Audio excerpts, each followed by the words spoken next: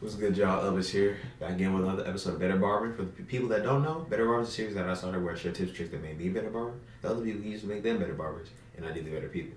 This last week, especially like the last 2 days, bro, I've been really going through it. And, everything's happening for me, not to me.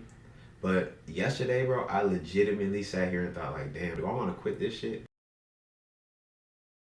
In over 8 years of me cutting hair for real, like seriously, I didn't have a thought of like, yo, do I want to quit this shit until yesterday. And I also understand that it was like a lot of factors going on. Like I was irritable because I didn't sleep well. I've been sleep deprived for a few days.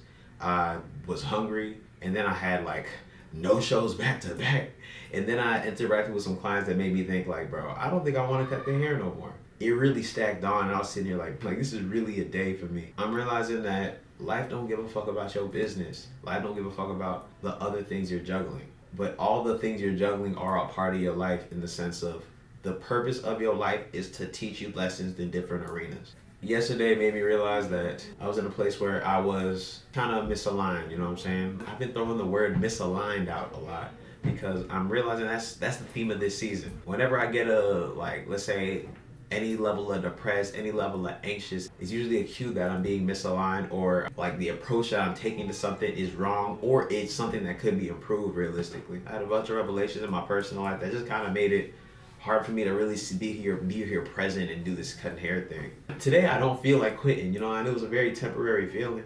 Talked to one of my friends, tapped in with God, talked to my little homie. He my little homie, and I be giving me appreciated, but bro, like everybody that I have a mentor-mentee relationship, bro. Everybody's a mentor to me in some regard. The only people that are quote-unquote my mentees are people that I see like God in them. And you can learn from anybody, bro. You can learn from anybody. Everybody got a different perspective. Everybody got a different story. There's something to draw from. And he was saying a lot of stuff that I need to hear.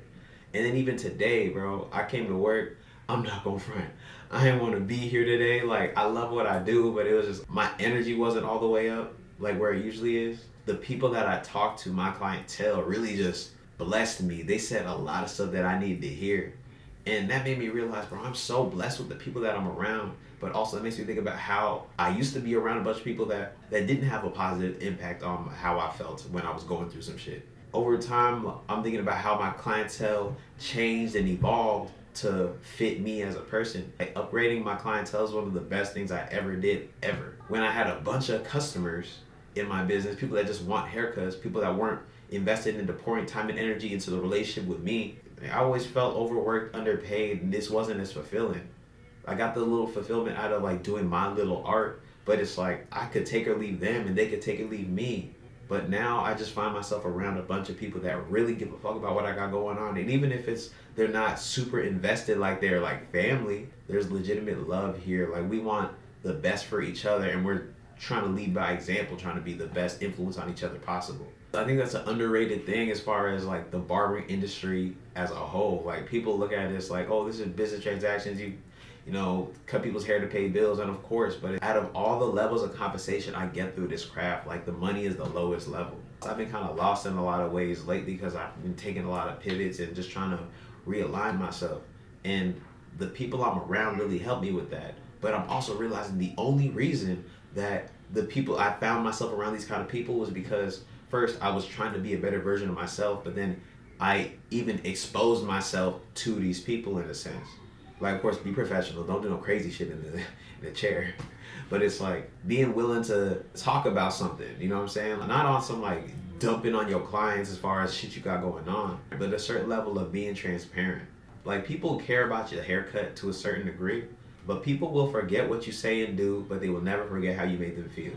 And when you connect with people, that's the momentum that carries over between appointments, for real. That's what builds the rapport. It's not just that you just did a haircut that's adequate on them and they're like, okay, well, figuratively like the coin in the piggy bank, and then after enough haircuts, you just built the goodwill. It's like, no, all that shit does not roll over. It's the real connection between people. So I want to make the video just about upgrading clientele. Like high quality clientele is clientele that grows with you and follows you through different seasons.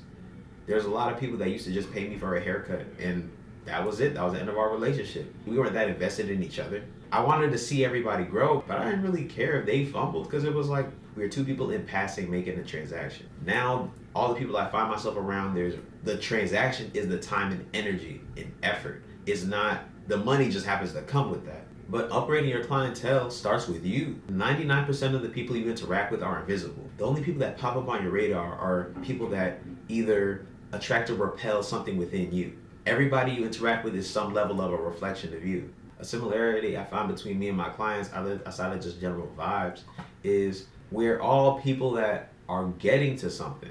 You know what I'm saying? We have a certain trajectory, we have certain aspirations, and even though a lot of them don't overlap as far as like the, let's say, the arena or the subject matter, it's all the same energy of like, this is along my purpose and this is what's growing me. We're all climbing our own infinite ladders. Like, regardless of the game you're playing, whether, you know, you work in a boardroom, a courtroom, on a court, on a field, everything is an infinite game.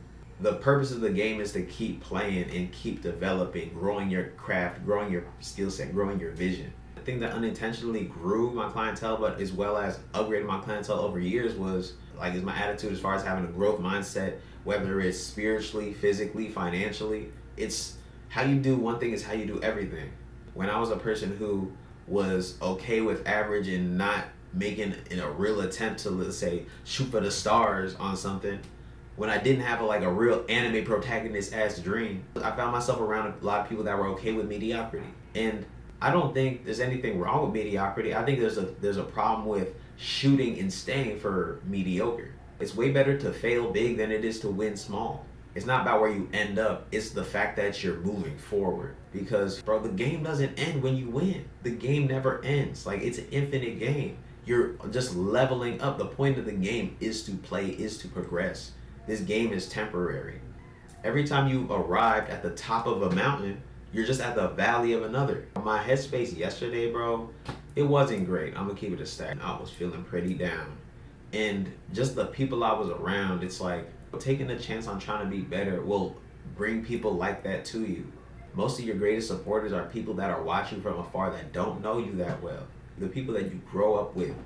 A lot of these people aren't people that even want to see you win, because the potential winner that they see in you makes them feel away because it repels the loser that they feel within themselves. And it's all perception, bro. We're all relatively losers and winners. A winner is somebody who just decided not to define themselves as a loser. Winning is an attitude. I find myself around a bunch of winners, and if I have an off day and I feel like I'm losing, just talking to these winners just changed my whole mentality, flip it on its head.